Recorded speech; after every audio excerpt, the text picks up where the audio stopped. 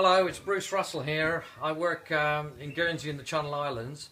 It's quite amazing when you think you can cut out the disc, you can go to the tree trunk and hammer it up, and then use the raising process to make something like this without any seam or any joints in it at all. So it's just really been raised up from what you can see here.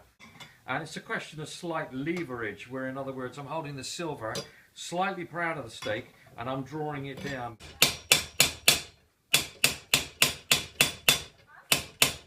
What I need to do is get this metal section here just tucked in a bit more. So I'll carry on this stake here just to draw it down a little bit more yet.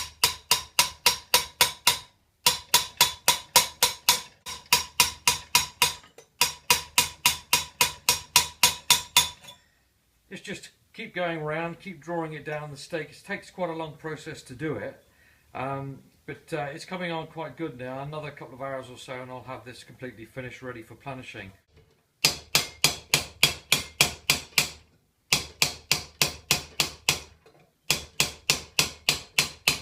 Just take a couple of measurements and see where we are.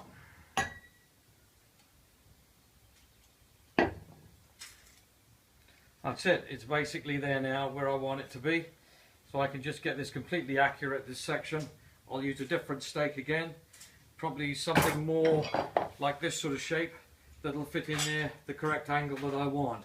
And I'll be able to just feather this section here out with a series of different hammers. Several people have asked about with altering the shape of it, does it thin it? You start by doing the raising this way, then you turn it round and do a series of hits the other way so that the whole item comes up uniform, but you don't stretch it. All you do is just alter the way that the layer, the metal, the thickness of it will stay the same. In other words, if I cut that straight in half down here, it would be the same thickness in the middle as what it is at the top or the bottom. One of the processes I'll do to finish off with is a process called caulking.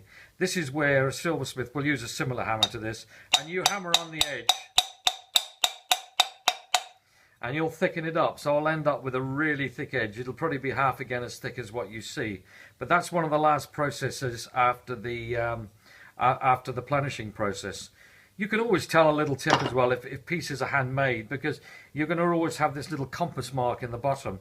When a silversmith starts on the silver sheet, he'll use a pair of compasses, dividers, to cut the circle out, and it's quite satisfying to do this sort of work. It just takes a little bit longer to do it rather than spinning, but these items are very unique, and that's what my clients ask for. Right, with all the continual raising, the silver gets very, very hard, and what's making it slightly more difficult is to get this waste to go in. So I'm going to have to anneal it again. I just use a product called Artisan. Basically, it's like a flux powder.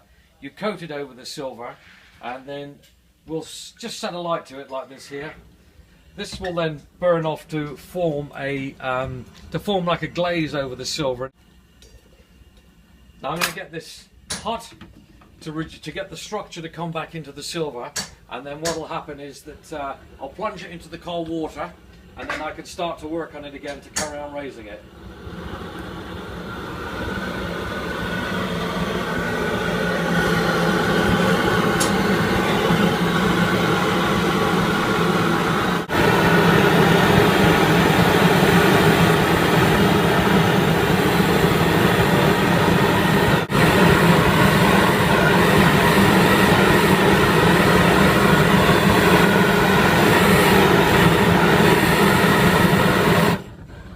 Right, just let most of the heat just come out of that so it's not glowing quite so much, and then quench it in here in the cold water.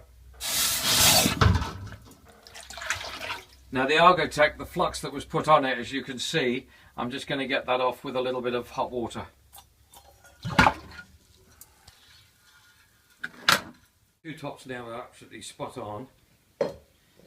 Just make a quick template just to see on there to get that correct, and then this section here, as you can see, will be exactly the same, which is correct as well.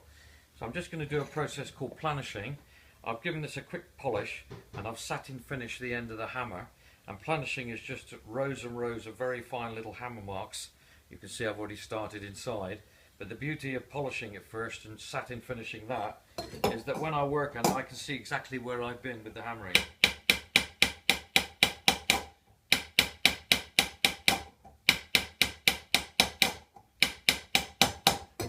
So I'll go all the way around like this, down over the edge, and this will make the whole top of the chalice completely accurate. It smooths out all the irregularities.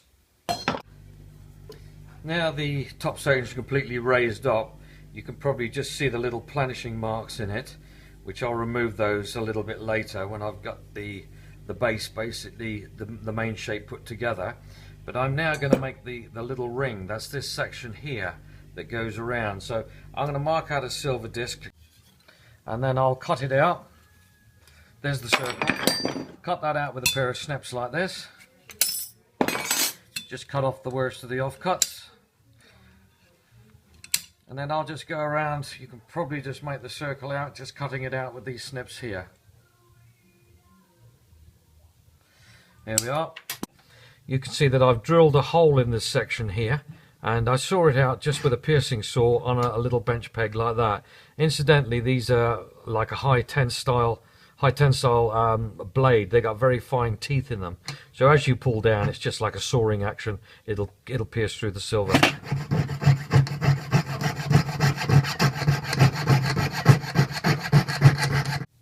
I've marked out the silver disc. I'm just cutting it out. That's to form this section here, and then what I'll do is a little piece of solid bar that will form this section. This is the piece of bar here. As you can see, it's slightly long at the moment, but I'm just going to carry on cutting the little disc out.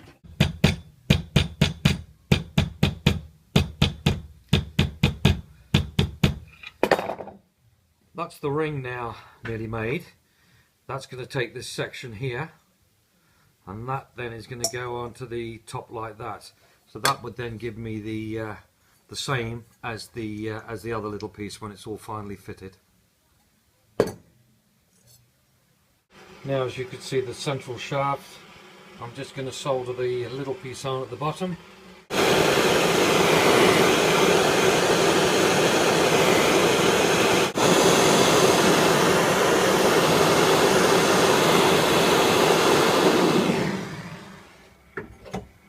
Now just let the heat go out of that. It's going to take a little bit of a time for the central section because of the there's so much mass in there. Now the heat's gone out of it. Just have a look underneath. Yeah, that's absolutely fine. So that now into the hot water. Just let the fox get off of that. Leave it down in there. And incidentally, there's Simon's little milk cans there. He's made those today, and that's what they look like. They've all been silver soldered up. What I'm doing now is I'm making the little bead that goes in the stem. So the bead would be made just by cutting out two small pieces of silver. You can see on this this little piece here what I'm doing. And then it's hammered up, like you can see. This is half of it already done. I just hammer it up on the tree trunk, dish it. Then the two little sections will then go together and then be silver soldered round. And then I cut a hole in it and slide them down over the bead. Now I have the little piece made here. Just a final bit of fitting to do. But this is now ready to be placed on here. But I'm going to now start on the foot. That's the base for it, this section here. Then I'll cut where the silver here is slightly long, just cut that down a little bit, and that will then be ready to be all made up. So what I've done is I've marked out a circle here with a pair of compasses. I'll cut that out, and then I'll go over to the tree trunk and start to dish it up. Then I'll use different stakes to then start to get the correct shape. Just follow around my scribed line. Incidentally, this is a piece of 1mm thick sterling silver sheet. Let's cut that out, and then I can start to block it. All the offcuts, like I've told you in past videos, that all goes into the tray. So what I'm going to do now is with a hammer here, is start to block this on the tree trunk, like this. Very important to keep turning the piece round so it doesn't come up lopsided. So now, we're started. See that just coming up together nicely. So I'll carry on doing that a little bit more. Then I'll use one of these stakes on my right to start to shape it that way, more fluted, to get the correct lines and everything in it.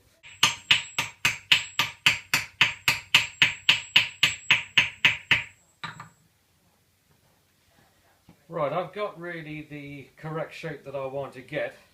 It's quite amazing what can be done just with a hammer, but that's the basic shape that I want. So if I just put this on here a moment, give you more of an idea where we're looking, you can see the way it's starting to come together. So we're basically where we want it to be, and I'm going to have to use a lot of different stakes next to start to get this top section correct. You wouldn't think it, but metal has got a grain the same as what wood has. So if you heat it up and do the process of annealing, you can get the grain, the softening to all go the same way, the molecules of the silver. So that will then work out rather good, and I can get some stakes inside to start to now draw this edge down. I'm just going to anneal it, soften it, and then I can carry on doing some shaping.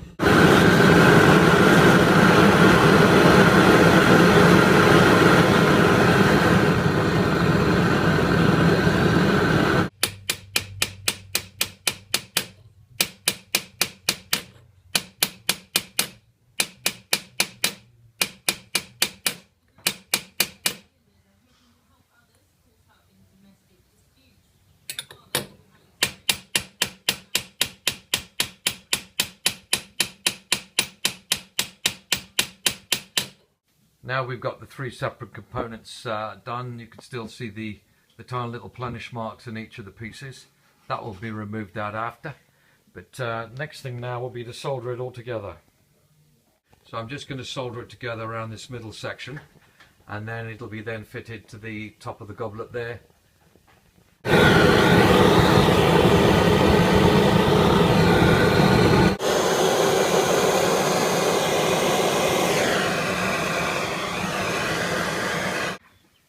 Now we've got the top of the chalice completely finished. The base is now already made. My next thing will be to get the compass mark right in the middle, score a little line around, and then silver solder the base onto it. Just put on the Argotech to stop the staining.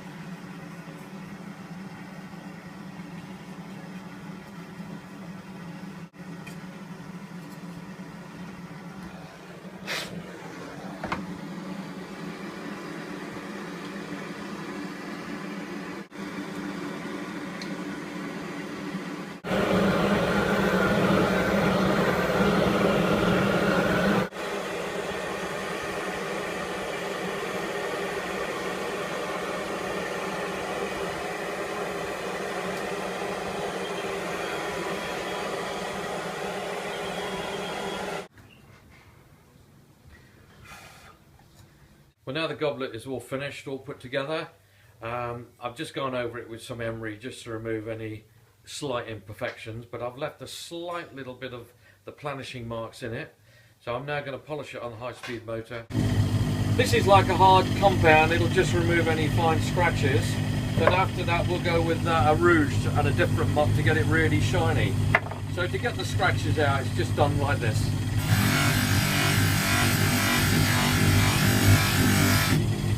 Probably see that already, how it's coming up. So I'll carry on doing a little bit more of that and remove everything from it so it gives me a mirror finish.